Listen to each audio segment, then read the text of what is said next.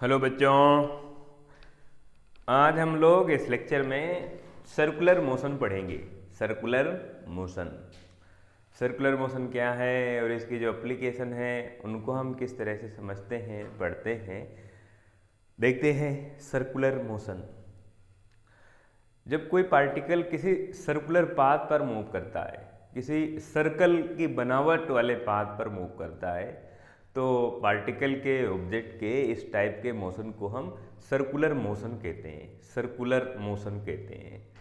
Circular motion दो तरह का है, यूनिफॉर्म और non uniform circular motion. Uniform circular motion और नॉन यूनिफॉर्म सर्कुलर मोशन। देखते हैं सर्कुलर मोशन की जो एप्लीकेशन है उनको देखते हैं। सर्कुलर मोशन,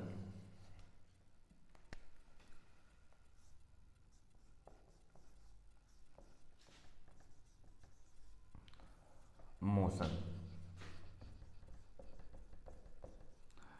और सर्कुलर मोशन में दो टाइप के मोशन होते हैं। एक तो यूनिफॉर्म सर्कुलर मोशन, दूसरा नॉन यूनिफॉर्म सर्कुलर मोशन।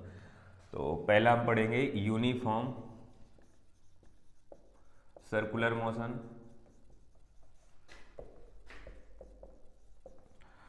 और दूसरा पढ़ेंगे नॉन यूनिफॉर्म सर्कुलर मोशन।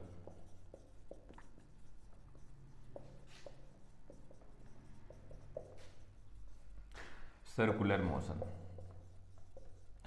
समझते हैं। पहले तो सर्कुलर मोशन, फिर इसके बाद uniform non uniform circular motion, फिर इसके बाद इसकी जो एप्लीकेशन है, फार्मूले, डेरिवेशन है, उनको पढ़ते हैं। जैसे ये हमारे पास एक सर्कुलर पाथ है, एग्जाम्पल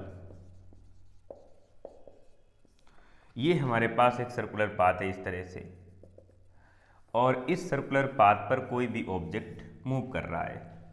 यहाँ पर कोई भी पार्टिकल है, ये कोई लड़का है इस तरह से। ये मैदान बना हुआ है, ग्राउंड है, और ग्राउंड इस तरह से सर्कुलर है, इसकी रेडियस r है, और ये लड़का इस ग्राउंड में दौड़ रहा है, रनिंग कर रहा है, घूम रहा है, टहल रहा है।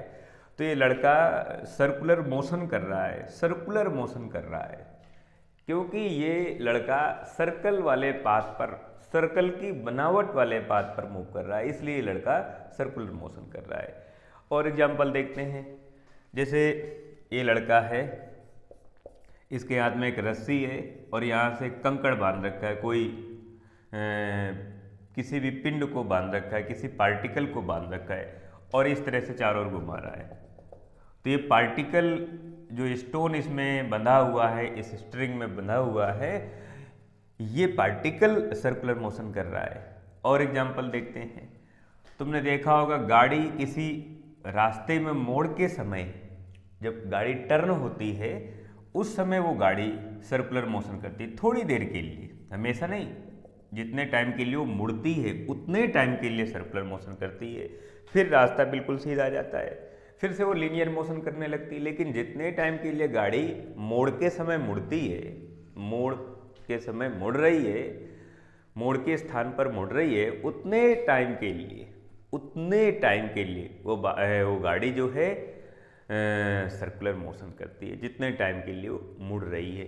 फिर इसके बाद फिर अगर सड़क सीधी है और स्ट्रेट लाइन में है तो फिर बाद में वो लीनियर मोशन करेगी, लेकिन इस टाइम तो वो सर्कुलर मोशन कर रही है, क्योंकि इतना जो है पाथ आपको दिखाई दे रहा है, ये जो पाथ आपको दिखाई दे रहा है इतना तो सर्कुलर है। इसलिए ये गाड़ी इतनी देर के लिए, जितनी देर ये मुड़ रही है उतनी देर के लिए तो सर्कुलर मोशन कर रही है, क्योंकि इसका जो पाथ है ये पाथ सर्कुलर है। तो ध्यान रखना है कि ऑब्जेक्ट डिसाइड नहीं करेगा कि मैं कौन सा मोशन कर रहा हूँ, ये पाथ डिसाइड करेगा कि पार्टिकल कौन सा, ऑब्जेक्ट कौन सा मोशन कर रहा है। क्योंकि पाथ सर्कुलर है इसलिए ये सर्कुलर मोशन कर रहा है। अगर पाथ लीनियर होता, इस तरह से होता, अगर पाथ लीनियर होता इस तरह से, तो फिर यही गाड़ी फिर तो सर्कुलर मोशन नहीं करती, फिर तो लीनियर मोशन करती, क्योंकि इसका पाथ लीनियर है। तो ध्यान रखना, पाथ डिसाइड करेगा, ऑब्जेक्ट, बॉडी, पार्टिकल जिस पाथ में ट्रेवल कर रहा है उस पाथ की डिजाइन डिसाइड करेगी कि वो बॉडी किस टाइप का मोशन कर रही है। यहाँ पर सर्कुलर मोशन है। एग्जाम्पल दो चार और देखते हैं।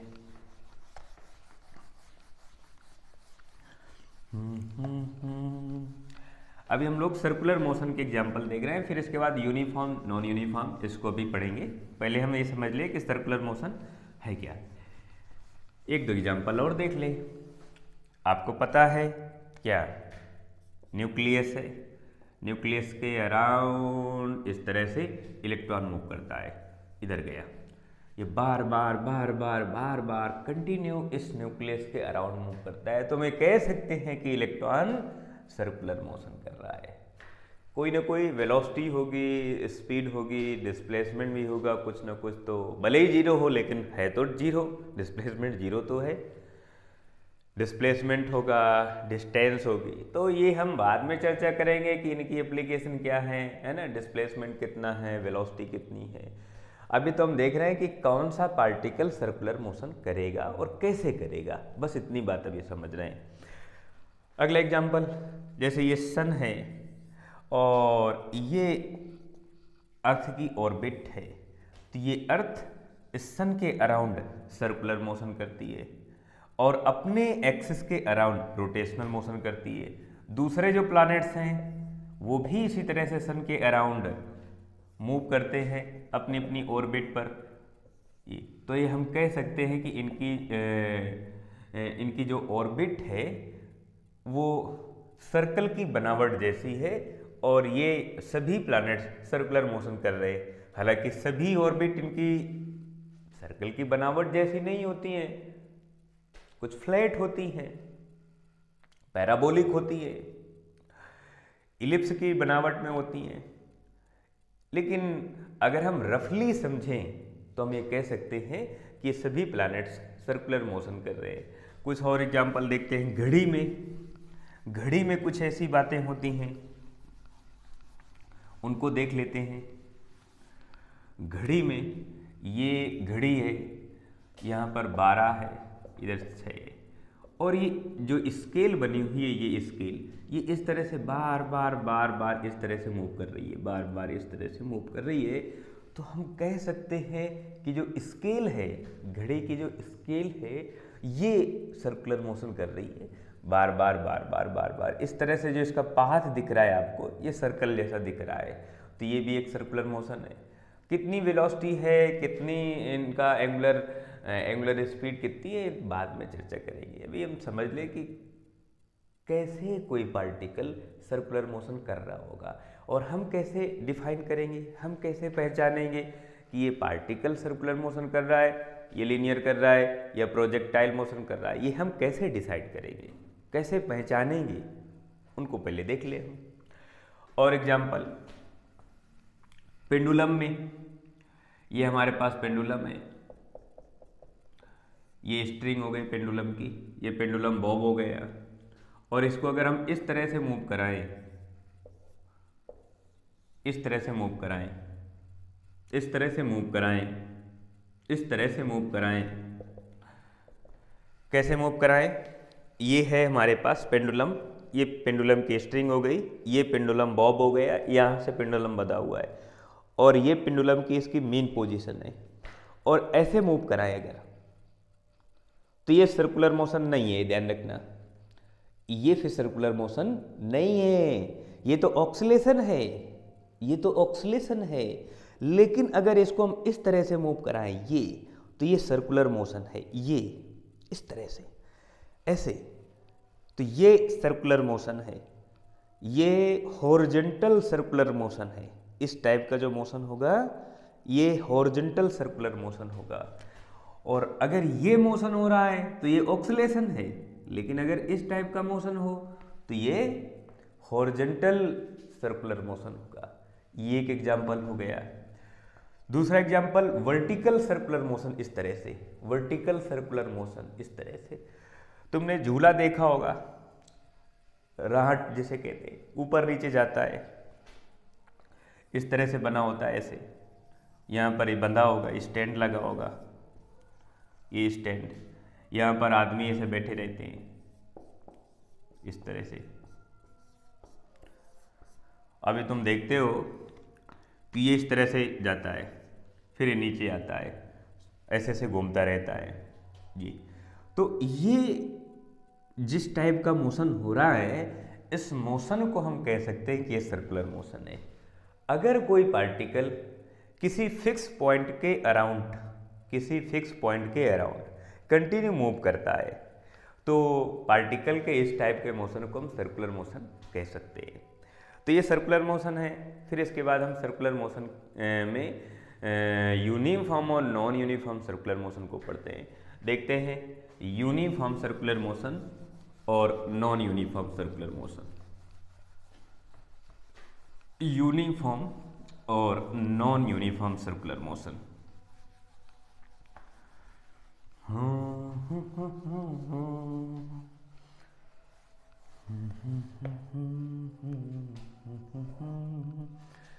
यूनिफॉर्म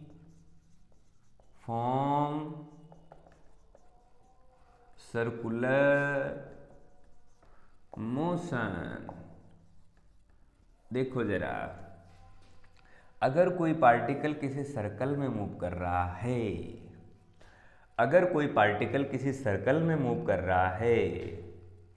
सर्कुलर मोशन कर रहा है, तो पार्टिकल किसी टाइम यहाँ पर होगा, इधर जाएगा, किसी टाइम यहाँ पर होगा, इधर जाएगा, किसी टाइम यहाँ पर होगा, इधर जाएगा, यहाँ पर होगा, इधर जाएगा। तो हमें ये दिख रहा है कि हर एक पॉइंट पर इसकी वेलोसिटी का डायरेक्शन, यानी पार्टिकल के मोशन की डायरेक्शन हर जगह पर चेंज है। पार्टिकल की वेलोसिटी की डायरेक्शन यानी मोशन की डायरेक्शन हर जगह पर चेंज है। देखो तो, अभी इधर, फिर इधर, फिर इधर, फिर इधर। लेकिन अगर मैं कहूं कि वेलोसिटी का मैग्नीट्यूड हर जगह पर सेम है, 10 मीटर पर सेकेंड, 10 मीटर पर सेकेंड, 10 मीटर पर सेकेंड, 10 मीटर पर सेकेंड, तो मैं कहूँगा यूनिफॉर्म सर्कुलर मोशन है। अगर सर्कुलर मोशन के हर एक पॉइंट पर वेलोसिटी की डायरेक्शन चेंज है, डायरेक्शन तो वैसे भी चेंज होगी, लेकिन अगर मैं कहूँ कि वेलोसिटी का जो मैग्नीट्यूड है, जो स्पीड है, वो हर पॉइंट पर सेम है, कांस्टेंट स्पीड से कोई पार्टिकल किसी सर्कल में मूव कर रहा है कांस्टेंट स्पीड के साथ, तो हम ये कहेंगे कि पार्टिकल यूनिफॉर्म सर्कुलर मोशन कर रहा है। पार्टिकल यूनिफॉर्म सर्कुलर मोशन कर रहा है। अगर वेलोसिटी कांस्टेंट है, मीन वेलोसिटी का मैग्नीट्यूड कांस्टेंट है, वेलोसिटी की जो डायरेक्शन है वो तो हर जगह पर चेंज ही होगी, उसमें कोई शंका नहीं है। ये हमारे पास पाथ है और यहाँ पर कोई वैन है, इधर की तरफ जा रही है, ये अभी यहाँ पर जा रही है 20 मीटर पर सेकेंड की स्पीड के साथ, फिर यहाँ पर आएगी, तो यहाँ पर स्पीड अगर 20 मीटर पर सेकेंड है, देखो भैया डायरेक्शन तो चेंज हो गई, डायरेक्शन पहले ये थी, डायरेक्शन अब ये हो गई, तो मोशन की डायरेक्शन तो भाई चेंज ही होना है सर्कुलर मोशन में, चाहे वो यूनिफॉर्म सर्कुलर मोशन करे या नॉन यूनिफॉर्म सर्कुलर मोशन करे, मोशन की डायरेक्शन तो चेंज ही होनी है। लेकिन अगर स्पीड कांस्टेंट है हर जगह पर, स्पीड अगर कांस्टेंट है, पार्टिकल की स्पीड हर जगह पर कांस्टेंट है, तो हम कहेंगे uniform circular motion. Non uniform circular motion में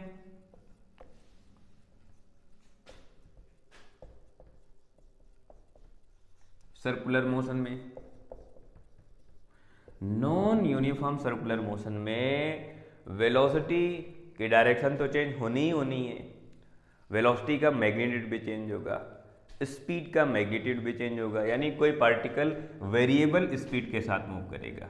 इस तरह से मूव कर रहा है, ये यहाँ पर है, इधर गया 10 मीटर पर सेकेंड, इधर आया, चेंज हो गई कुछ वेलोसिटी 12 मीटर पर सेकेंड, कुछ चेंज हुआ, यहाँ पर कुछ और, इस तरह से है। ये पार्टिकल इधर गया, फिर इधर आया, फिर इधर आया, फिर इधर आया, इधर जा रहा है 5 मीटर पर सेकेंड से, इधर आया 2 मीटर पर सेकेंड से, इधर आया 3 मीटर पर सेकेंड से, इधर आया 4 मीटर पर सेकेंड से।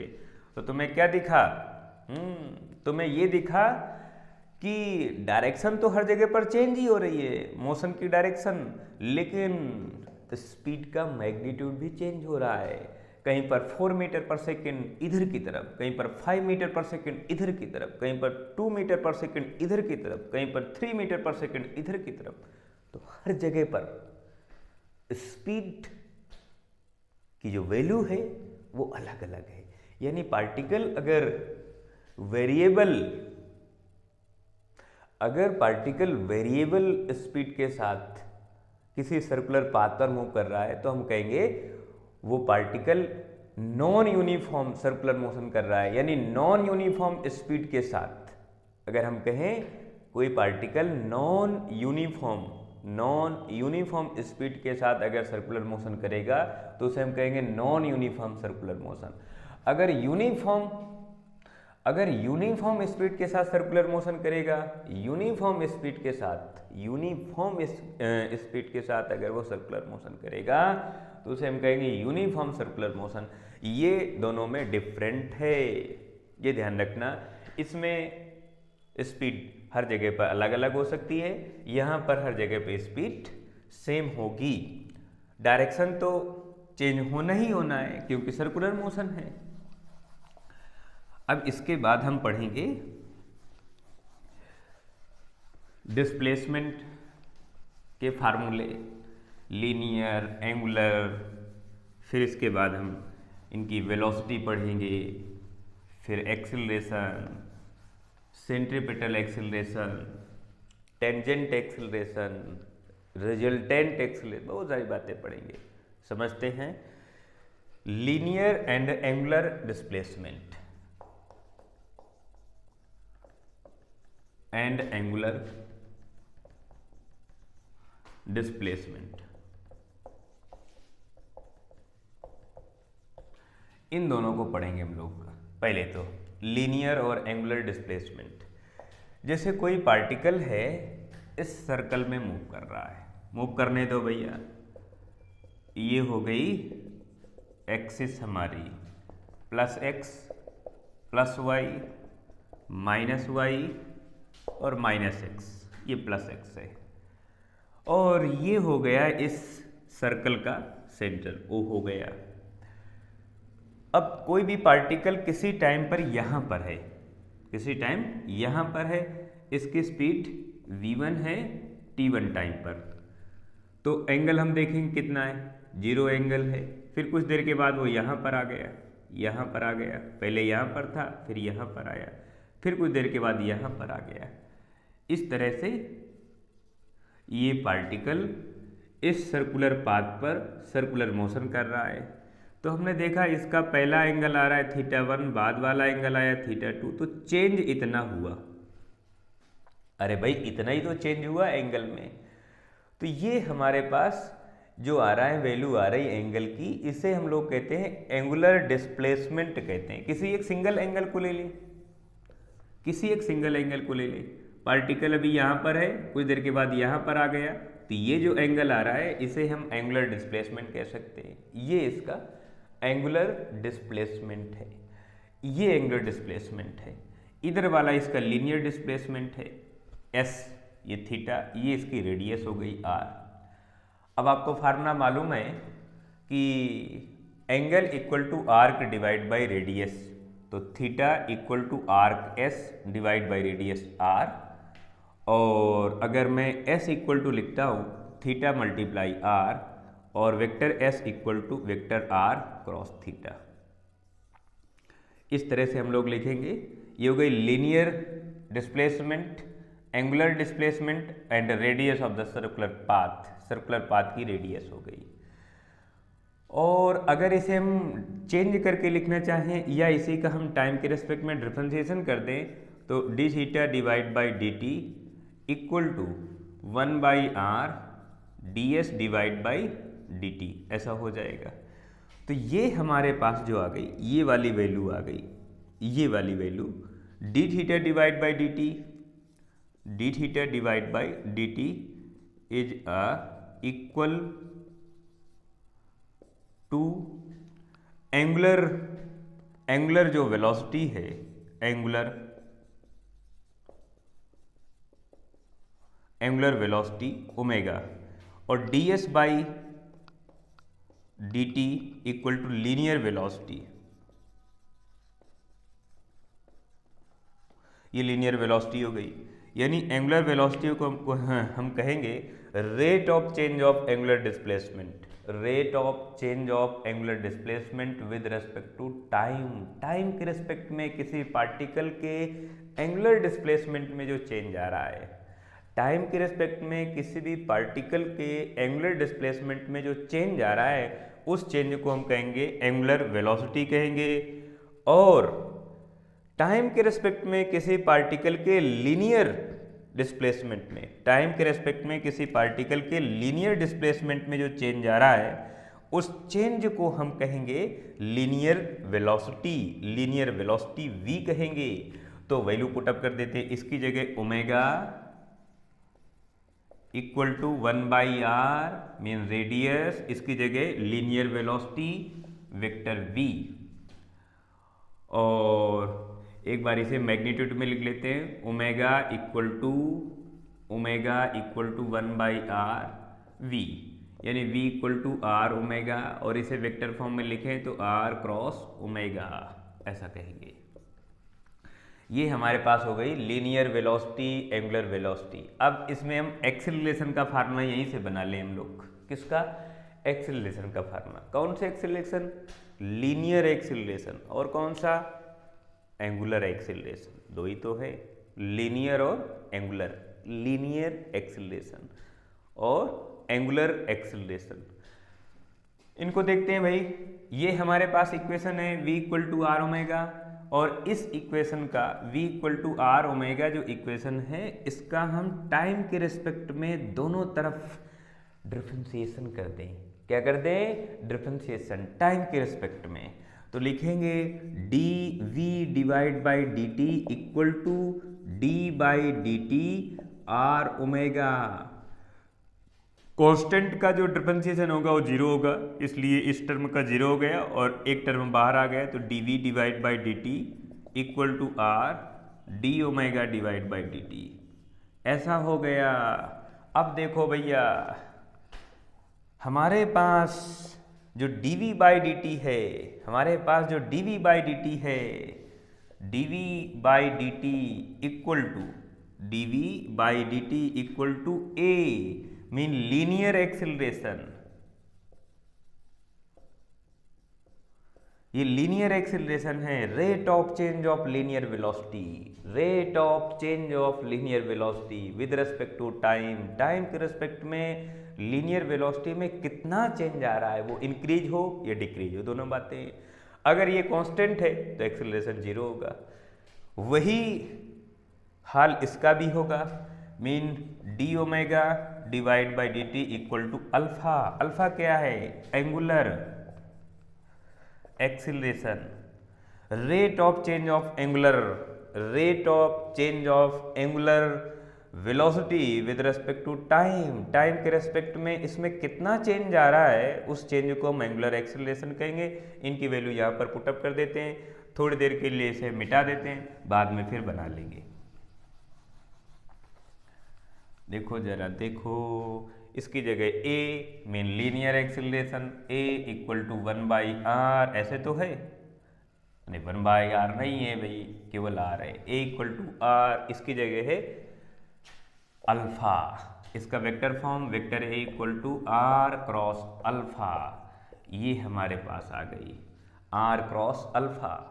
और इसको अगर हम एक्सेलरेशन में, अगर हम डिस्प्लेसमेंट के फॉर्म में लिखें तो लिखेंगे D we divide by D T equal to R, इधर हो जाएगा हमारे पास D omega divide by D T, और डिस्प्लेसमेंट की इनमें वैल्यू पुटअप कर देते हैं, तो D square S divide by D T square equal to R, इधर हो जाएगा D square theta divide by D T square, और इसका वेक्टर फॉर्म लिखे तो D square S divide by D T square equal to r cross d square theta divide by D T square.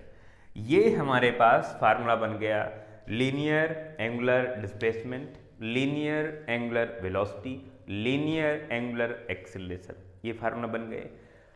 अब हम इसके बाद पढ़ेंगे इनमें से सर्कुलर मोशन हम कैसे समझते हैं, सर्कुलर मोशन का कंसेप्ट क्या है, और सर्कुलर मोशन में जो सेंट्रीपिटल फोर्स होता है, सेंट्रीपिटल एक्सीलरेशन होता है, उसे कैसे समझेंगे। इसे आप लिखें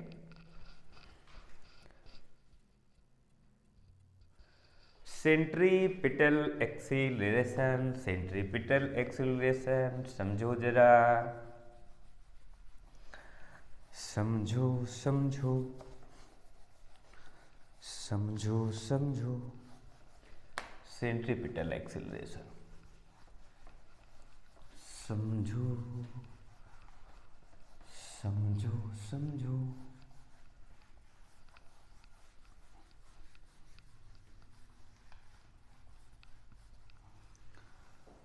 सेंट्रीपिटल एक्सीलरेशन,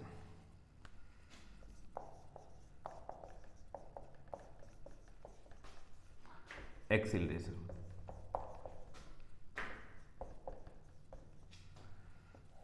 लिखेंगे भाई AC से, क्योंकि वेक्टर क्वांटिटी है इसलिए इसे हम वेक्टर सिंबल से लिखेंगे। सेंट्रीपिटल एक्सीलरेशन, इसे देखते हैं।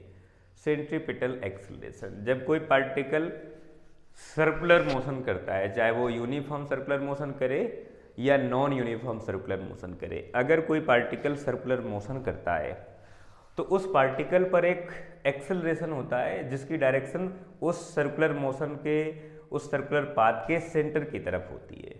जब कोई पार्टिकल किसी सर्कुलर पाथ पर मूव करता है तो उस पार्टिकल पर एक एक्सेलरेशन हो जाता है, एक्सेलरेशन डेवलप होता है, और उस एक्सेलरेशन की जो डायरेक्शन होती है वो सेंटर की ओर होती है।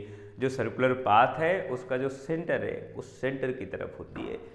उस एक्सेलरेशन को सेंट्रीपिटल एक्सेलरेशन कहते हैं। समझते हैं, जैसे ये हमारे पास कोई सर्कुलर पाथ है, कोई पार्टिकल यहाँ पर है, इसकी वेलोसिटी इधर है वेक्टर v, और सेंट्रीपिटल एक्सेलरेशन इधर की तरफ है, ये इधर की तरफ है, यहाँ पर ये इसका सेंट्रल है, AC इधर की तरफ है। पार्टिकल इधर आया, इधर मूव कर रहा है, तो वेलोसिटी तो ये है लेकिन डायरेक्शन इधर है। किसकी? एक्सेलरेशन की डायरेक्शन। पार्टिकल इधर आया, वेलोसिटी इधर है। ध्यान रखना, वेलोसिटी तो टेंजेंट के अलोंग होगी, पार्टिकल की वेलोसिटी टेंजेंट के अलोंग होगी और एक्सेलरेशन रेडियस के अलोंग होगा। रेडियस और टेंजेंट दोनों परपेंडिकुलर होते हैं, इसका मतलब वेलोसिटी और एक्सेलरेशन दोनों हमेशा परपेंडिकुलर होंगे, 90 डिग्री पर होंगे। तो ध्यान रखना, तो एक्सेलरेशन इधर की तरफ है, कहाँ? सेंट्रल की तरफ, ये O पॉइंट है, तो ये AC हो गया। ये इधर आया, वेलोसिटी इधर है और एक्सेलरेशन इधर की तरफ है, AC। तो आप ये ध्यान रखना कि जो AC होता है ये परपेंडिकुलर होता है किससे? वेलोसिटी के साथ, ये ध्यान रखना। इसी तरह से सेंट्रीपिटल फोर्स पढ़ेंगे तो सेंट्रीपिटल फोर्स की डायरेक्शन यही है जो एक्सेलरेशन की डायरेक्शन है, तो FC परपेंडिकुलर होगा किससे? V से। लेकिन AC और FC दोनों पैरेलल होंगे, दोनों ये सेम डायरेक्शन पर होंगे, AC और FC ये दोनों सेम डायरेक्शन पर होंगे। जैसे ये हमारे पास ये पार्टिकल है और ये इस तरह से इस सर्कल पर मूव कर रहा है। अभी यहाँ पर है, इधर जा रहा है, फिर यहाँ पर आएगा, इधर जाएगा, यहाँ पर आएगा, इधर जाएगा, फिर ये इधर जाएगा। तो जाने दो, इसका ये सेंट्रल है, इस सर्कुलर पाथ का ये सेंट्रल हो गया। तो इस समय इसकी जो एक्सेलरेशन की डायरेक्शन है इधर है, इस समय एक्सेलरेशन की डायरेक्शन ये है, यहाँ पर आएगा तो एक्सेलरेशन की डायरेक्शन ये होगी। तो एक्सेलरेशन हमेशा इसके सेंटर की तरफ होगा। ये इस सरफेस पर मूव कर रहा है, तो ये ध्यान रखना है। इसकी अगर वेलोसिटी v है, अगर इसकी वेलोसिटी v है तो सेंटीपिटल एक्सेलरेशन लिखेंगे v² डिवाइड बाई r, ऐसा लिखेंगे, v² डिवाइड बाई r लिखेंगे। और v इक्वल टू, हम इनके कई तरह के फार्मूले बनाते हैं, v equal to r omega, omega equal to 2 pi f या 2 पाई बाई t, ये फार्मूले लिख लेते हैं। तो AC mean centripetal acceleration V की जगह आर ओमेगा यानी R square omega square divide by R यानी A C equal to are omega square. ये फार्मूला है, A C equal to omega की जगह 2 पाई एफ यानी 4 pi square F square R. F की जगह 1/t लिख दें तो हम लिखेंगे 4 pi square R divide by T square. इस तरह से ये एक्सेलरेशन के फार्मूले बन गए। अब हम देखेंगे, ये तो सेंट्रीपिटल एक्सेलरेशन है, फिर इसके बाद देखेंगे टेंजेंट एक्सेलरेशन क्या होता है। टेंजेंट एक्सेलरेशन, ये ध्यान रखना है, जो टेंजेंट एक्सेलरेशन होता है, टेंजेंट एक्सेलरेशन, ये हमारे पास सर्कुलर पाथ है और इस सर्कुलर पाथ पर कोई पार्टिकल इधर की तरफ गया, फिर इधर की तरफ गया। ये वेलोसिटी v1 है, ये v2 है। v1 वेलोसिटी t1 टाइम पर है, ये t2 टाइम पर है। ये इनका सेंट्रल हो गया, ये रेडियस हो गई, इस सर्कुलर पाथ की ये रेडियस हो गई। तो वेलोसिटी में चेंज देखें और टाइम में चेंज देखें। Change of velocity, velocity delta v यानी v2 minus v1, v2 minus v1। Change of time, time में क्या चेंज आया, time delta t, t2 minus t1। तो हम टेंजेंट एक्सेलरेशन जब कैलकुलेट करेंगे, टेंजेंट एक्सेलरेशन जब कैलकुलेट करेंगे तो देखेंगे delta v divide by delta t, यानी हम इसे कहेंगे change of velocity with respect to time. Time के रिस्पेक्ट में वेलोसिटी में कितना चेंज आ रहा है, इस चेंज को ही हम, इस टाइम के रिस्पेक्ट में जो चेंज आ रहा है वेलोसिटी में, इसे हम कहेंगे टेंजेंट एक्सेलरेशन। और टेंजेंट एक्सेलरेशन ध्यान रखना है वेलोसिटी के अलोंग होता है, टेंजेंट के अलोंग होता है, टेंजेंट के अलोंग होता है। अब हम देखेंगे यूनिफॉर्म सर्कुलर मोशन में टेंजेंट एक्सेलरेशन कितना होगा और नॉन यूनिफॉर्म सर्कुलर मोशन में टेंजेंट एक्सेलरेशन कितना होगा, देखते आओ भाई।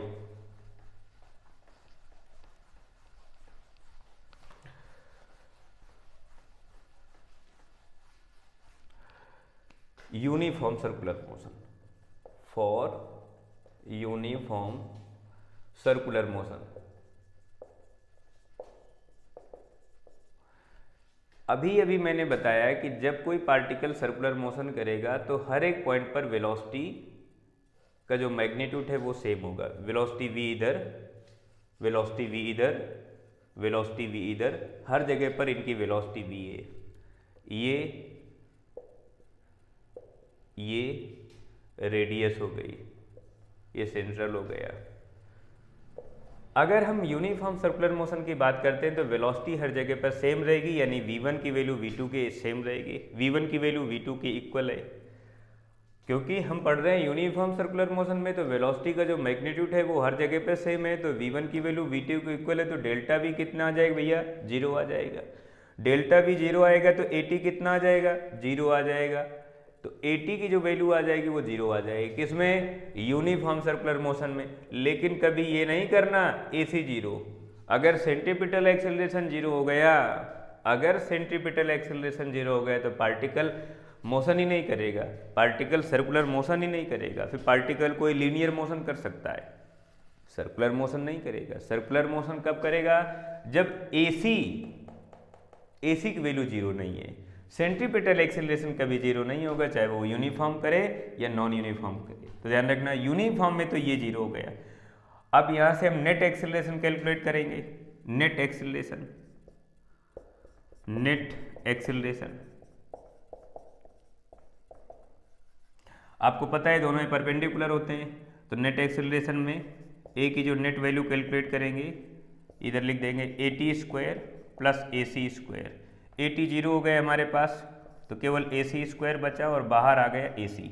तो इसकी जो नेट वैल्यू आ गई हमारे पास सेंट्रीपिटल एक्सेलरेशन के इक्वल आ गई, क्योंकि ये यूनिफॉर्म सर्कुलर मोशन कर रहा है और at की वैल्यू 0 हो गई। अब अगर यही चर्चा हम नॉन यूनिफॉर्म सर्कुलर मोशन में करते हैं, किस में करते हैं, नॉन यूनिफॉर्म सर्कुलर मोशन में करते हैं, तो तुम्हें ध्यान रखना है कि टेंजेंट एक्सेलरेशन फिर 0 नहीं होगा। For non uniform circular motion, motion motion motion, non uniform circular motion. ये हमारे पास सर्कुलर पाथ है, पार्टिकल यहाँ पर है, इधर गया v1 वेलोसिटी से, इधर गया v2 से, इधर आया v3 से, इधर आया v4 से, धड़ाधड़ जा ही रहा है। ये रेडियस, ये रेडियस, ये रेडियस, सेंट्रीपिटल एक्सेलरेशन अंदर की तरफ, ये ध्यान रखना। टेंजेंट एक्सेलरेशन 80 इधर की तरफ। अब जब हम नॉन यूनि, इसको मैं हटा देता हूँ, इसको मैं साफ कर देता हूँ, ये तो हमने सीख लिया यूनिफॉर्म का। नॉन यूनिफॉर्म का कंसेप्ट देखते हैं।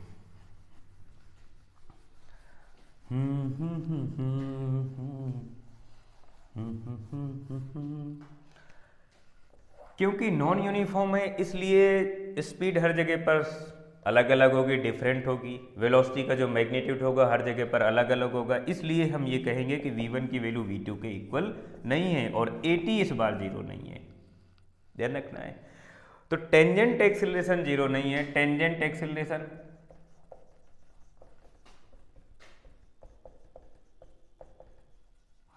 टेंजेंट एक्सेलरेशन को हम लिख सकते हैं AT equal to dv divide by dt, ऐसा लिख सकते हैं, dv डिवाइड बाई dt। और centripetal acceleration v square divide by r, ऐसा लिख सकते हैं।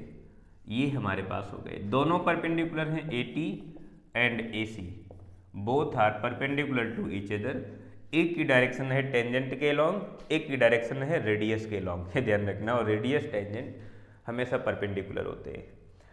तो इसमें से रिजल्टेंट वैल्यू अगर हम कैलकुलेट करते हैं तो रिजल्टेंट वैल्यू कैसे कैलकुलेट करेंगे?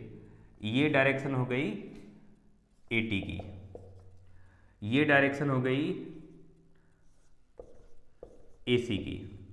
इनकी रिजल्टेंट वैल्यू कैलकुलेट करेंगे हम लोग। इनकी जब रिजल्टेंट वैल्यू कैलकुलेट करेंगे तो ये इनका रिजल्टेंट हो गया A, नेट वैल्यू आ गई। फिर इनका एंगल देखेंगे, कितना एंगल आ रहा है, इस एक्सेलरेशन के साथ कितना एंगल है, इसके साथ एंगल कितना है, तो ये वाला एंगल हम कैलकुलेट कर लेंगे। पहले तो रिजल्टेंट एक्सेलरेशन कैलकुलेट करते हैं, नेट एक्सेलरेशन, रिजल्टेंट एक्सेलरेशन। क्योंकि दोनों परपेंडिकुलर हैं इसलिए हम लिखेंगे AC square plus AT square. Value लिख दें या ना लिखें, कितनी है भैया, v square divide by r का square plus dv divide by dt square, square root में। ये हो गई हमारे पास टेंजेंट या नेट एक्सेलरेशन की वैल्यू आ गई टेंजेंट और सेंट्रीपिटल एक्सेलरेशन के रिस्पेक्ट में। फिर इसके बाद हमने इस एंगल को अगर कैलकुलेट किया तो tan theta equal to angle के सामने वाली साइड ये, इसकी वैल्यू ये है हमारे पास, ये वाली value centripetal acceleration AC divide by AT, ये वाली वैल्यू हो गई। इनकी वैल्यू पुटअप कर दे और थोड़ा सा कैलकुलेट कर ले तो हमें एंगल की वैल्यू मिल जाएगी AC डिवाइड बाई AT, ये एंगल आ गया। तो ये अब तक की एप्लीकेशंस हैं। अब हम पढ़ेंगे सेंट्रीपिटल फोर्स, फिर नेट फोर्स पढ़ लेंगे। सेंट्रीपिटल फोर्स, जब कोई पार्टिकल किसी सर्कुलर पाथ पर मूव करता है तो एक्सेलरेशन के साथ साथ उस पर फोर्स भी होता है। जब कभी फोर्स को लिखते हैं तो एक्सेलरेशन के साथ मास का मल्टीप्लाई करा देते हैं तो वो फोर्स मिल जाता है हमें। ये पार्टिकल है और ये जो पार्टिकल है, इस पार्टिकल पर इधर की तरफ, इसके सेंटर की तरफ एक फोर्स है Fc, ये वेलोसिटी v। पार्टिकल इधर आया, फोर्स इधर हो गया, पार्टिकल इधर आया, फोर्स इधर हो गया, पार्टिकल इधर गया, फोर्स इधर हो गया। तो तुम बार बार देख रहे हो तो वेलोसिटी तो ये है, ये वेलोसिटी है, फोर्स इधर है, फोर्स इधर है, किधर है, सेंटर की तरफ है। तो हर एक जगह पर वेलोसिटी ये, फोर्स ये, फोर्स और वेलोसिटी हमेशा परपेंडिकुलर होंगे, ये वेलोसिटी और ये फोर्स, ये वेलोसिटी और ये फोर्स। तो बार बार तुम्हें ये दिखाई दे रहा है कि वेलोसिटी और फोर्स हमेशा एक दूसरे के परपेंडिकुलर है। तो जब कभी भी हम लोग सेंट्रीपिटल फोर्स को पढ़ेंगे तो ध्यान रखना, एक्सेलरेशन में मास का अगर हम मल्टीप्लाई करा दें तो फोर्स मिल जाता है। सेंट्रीपिटल फोर्स यानी Fc equal to m multiply AC। Fc equal to m, इसकी value v square divide by r यानी mv स्क्वायर बाई r, ऐसा हो जाएगा। फिर इसके बाद हम v की वैल्यू पुटअप कर दें तो Fc equal to m r omega square, Fc equal to m r omega की जगह 2 पाई f यानी 4 पाई स्क्वायर f स्क्वायर, इस तरह से। और अगर हम टाइम पीरियड का यूज कर लें तो m r 4 pi square divide by t square. तो ये हमारे पास सेंट्रीपिटल फोर्स की वैल्यू आ गई। फिर इसके बाद टेंजेंट फोर्स कैसे कैलकुलेट करेंगे?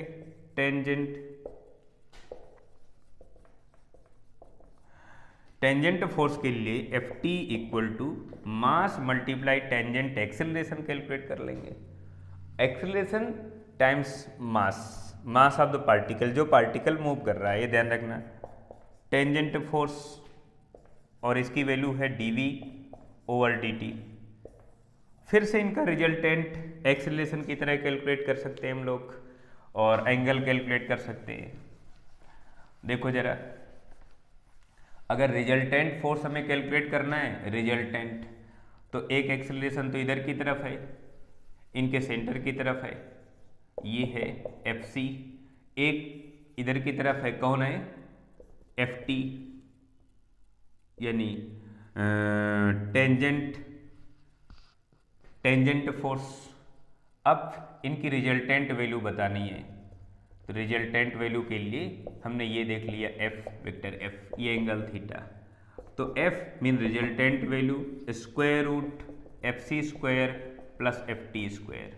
वैल्यू पुटअप कर दें और हमारे पास एक फार्मूला बन के तैयार हो जाएगा रिजल्टेंट फोर्स का, सेंट्रीपिटल फोर्स का, टेंजेंट फोर्स का। ये ध्यान रखना। कितना एंगल बन रहा है, इस एंगल को भी हम उसी तरह से कैलकुलेट कर सकते हैं जैसे हमने एक्सेलरेशन का एंगल कैलकुलेट किया था। ये वाली वैल्यू मीन Fc की डिवाइड बाई Ft की, और इसे लिख देते हैं हम लोग m AC, m और AT कट जाएगा, वही आ जाएगा AC डिवाइड बाई AT। ये वाली वैल्यू बन गई। तो ये हमने इस तरह से सेंट्रीपिटल फोर्स और एक्सेलरेशन को पढ़ा। आप इसे लिखें जरा। चलिए इसमें कुछ और आगे हम पढ़ते हैं। हॉरिजॉन्टल सर्कुलर मोशन और वर्टिकल सर्कुलर मोशन, उसको पढ़ लेते हैं। हॉरिजॉन्टल सर्कुलर मोशन और वर्टिकल सर्कुलर मोशन। देखो जरा,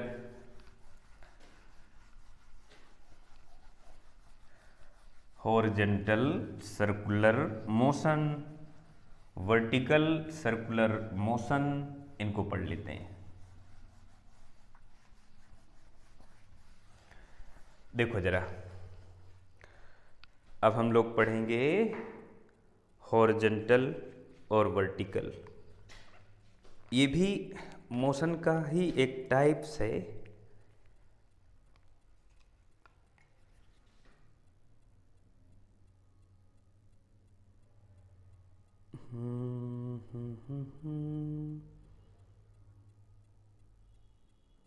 देखो जरा,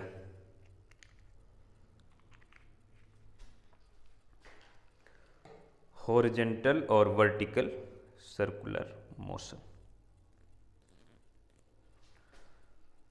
horizontal circular motion,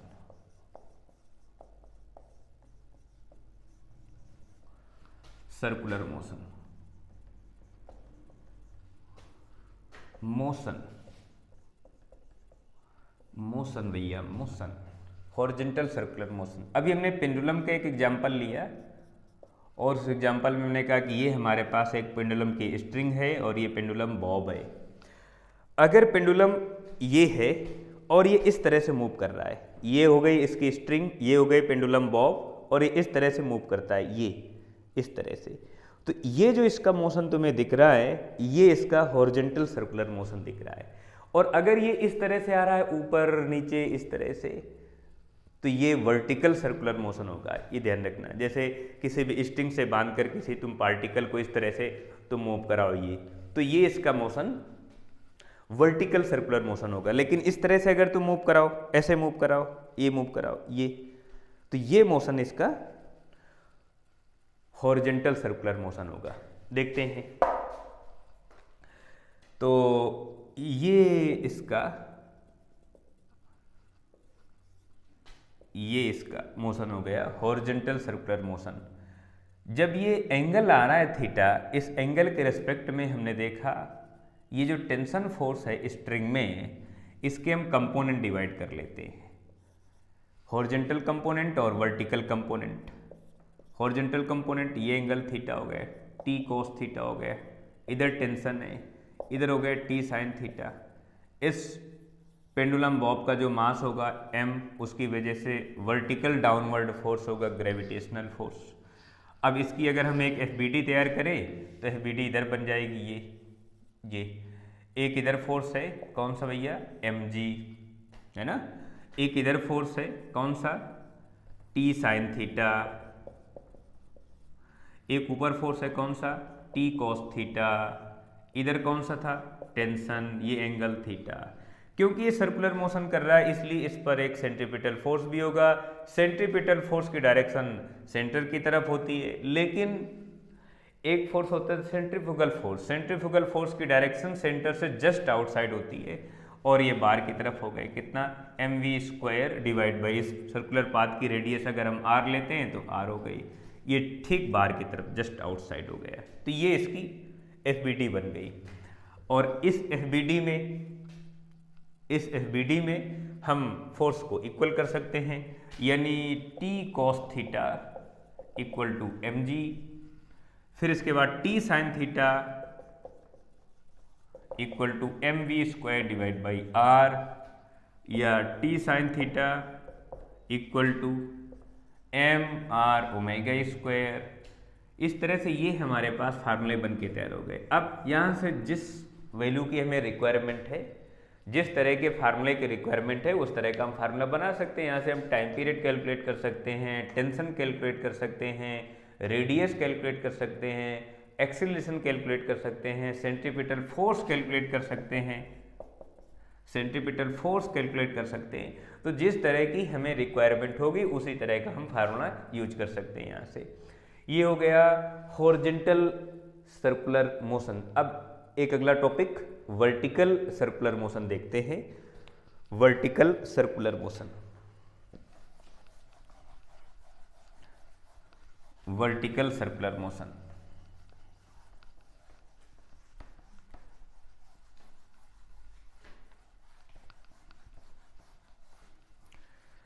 vertical circular motion, vertical circular motion,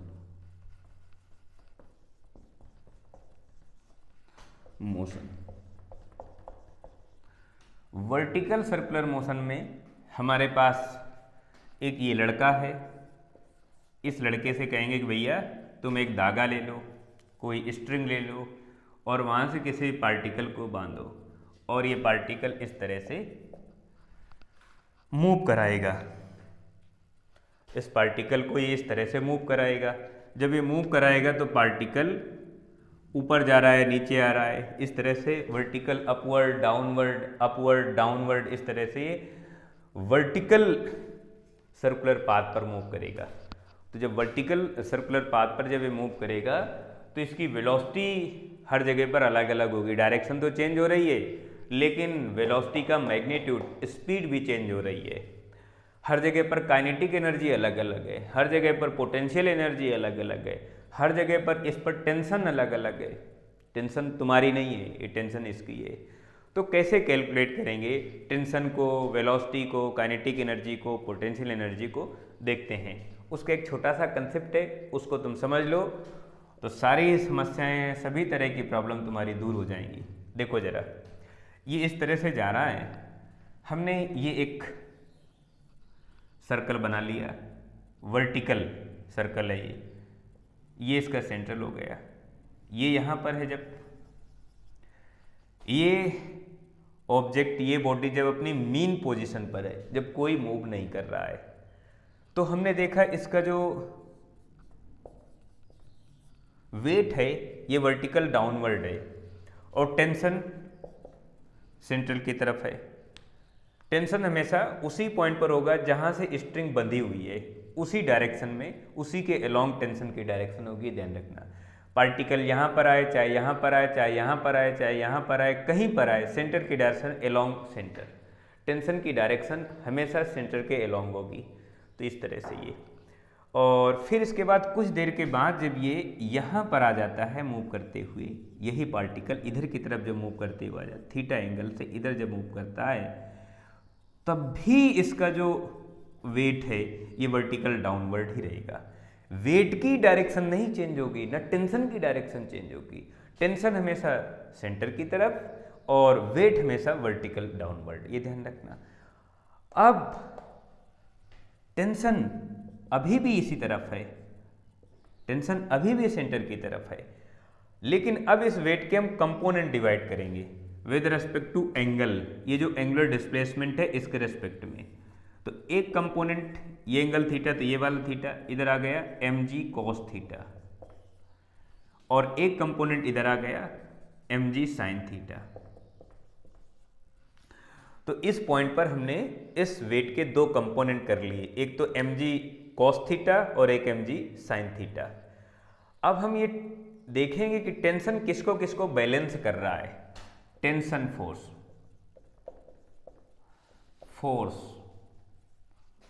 on string T equal to, एक तो mg cos थीटा तो है ही है, plus centripetal force T equal to mg cos theta mv square divide by r इस circular path की radius हो गई, या इस स्ट्रिंग की लेंथ हम कह सकते हैं, इस स्ट्रिंग की जितनी लेंथ है वो रेडियस का काम करेगी, mv स्क्वायर बाई r। तो ये टेंशन हो गई। तो टेंशन जिस पॉइंट पर हमें कैलकुलेट करना है उस पॉइंट पर हमें दो बातें मालूम होनी चाहिए। क्या?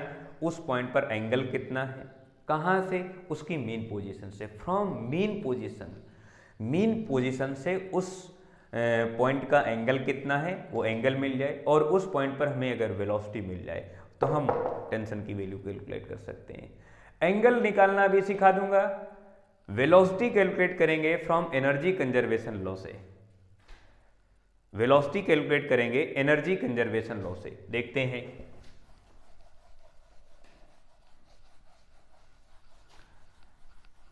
टेंशन और वेलोसिटी कैलकुलेट करना है, टेंशन और वेलोसिटी।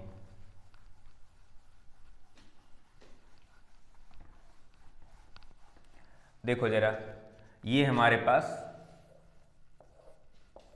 कोई सर्कल हो गया, वर्टिकल सर्कुलर पाथ हो गया। पार्टिकल ए पॉइंट पर है, ये बी पॉइंट है, ये सी पॉइंट है, ये डी पॉइंट है। कोई दूसरे पॉइंट बना सकते हो। अब ध्यान रखना कि हर एक पॉइंट पर टोटल एनर्जी सेम रहेगी। इस पॉइंट पर टोटल एनर्जी, इस पॉइंट पर जितनी टोटल एनर्जी है, यहाँ पर टोटल एनर्जी हर जगह पर सेम रहेगी। अब जैसे तुम्हें कैलकुलेट करना है, यहाँ पर वेलोसिटी कैलकुलेट करना है, suppose that velocity at point B calculate करना है, तो कैसे कैलकुलेट करेंगे? यहाँ पर जितनी वेलोसिटी है, यहाँ पर काइनेटिक एनर्जी जितनी है, और पोटेंशियल एनर्जी उसका इक्वल, उसका प्लस का इक्वल कर देंगे इसके।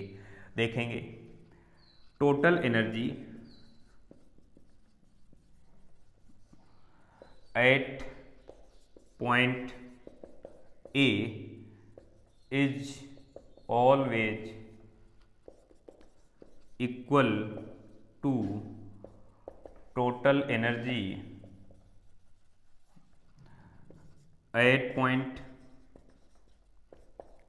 बी पॉइंट पर जितनी एनर्जी है, सी पर, डी पर, या दूसरी जगह कोई भी पॉइंट लो, हर जगह पर टोटल एनर्जी सेम रहेगी। जैसे यहाँ पर कैलकुलेट करते हैं, तो यहाँ पर काइनेटिक एनर्जी है प्लस पोटेंशियल एनर्जी पीई ए पॉइंट पर, और किसी दूसरे पॉइंट से हमें कंपेयर करना है बी पॉइंट पर।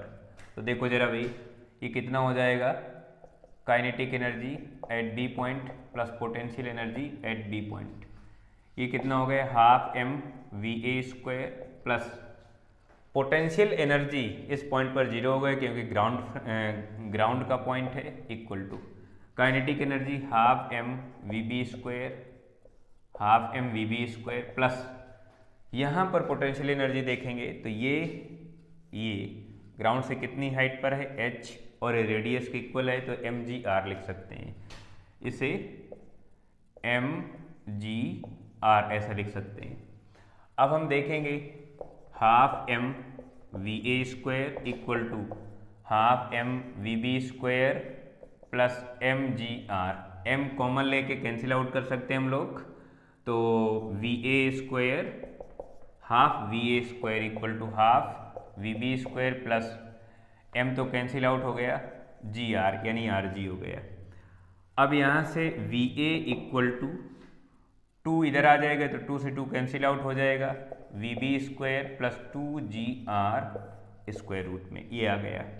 और इसकी वैल्यू अगर हमें मालूम है तो पुटअप कर देंगे और आंसर हमें मिल जाएगा। एंगल के लिए देख लेते हैं हम लोग एक कंसेप्ट एंगल का। ये हमारे पास ऑब्जेक्ट है, ये एम जी है, अगर ये यहाँ पर आ गया, यहाँ पर आ गया तो एम जी तो नीचे की तरफ है, एम जी कॉस इधर है और ये एम जी साइन इधर है। हमने टेंशन देखा m g cos theta plus m v square by r, m v square by r देखा। जितना भी एंगल आ रहा है 30 डिग्री 45 डिग्री या 90 डिग्री जितना भी आ रहा है उस एंगल को हम यहाँ पर पुटअप कर देते हैं। जैसे यहाँ पर आ गया, ये यहाँ पर आ गया तो एंगल 90 डिग्री हो गया, यहाँ पर आया तो 180 डिग्री हो गया।